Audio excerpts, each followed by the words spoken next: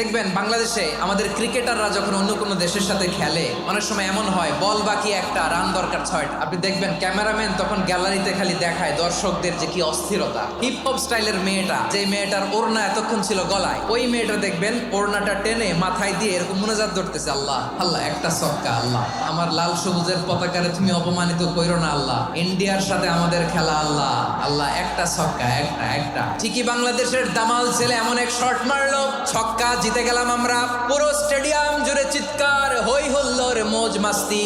যেই মেয়েটা মাথার মধ্যে ওড়না দিয়ে এতক্ষণ সুবহানাল্লাহ বলে আল্লাহর কাছে দোয়া করেছে, ওই মেয়ে এখন আবার ওড়না ফেলে দিয়ে নাচা শুরু করে দিয়েছে।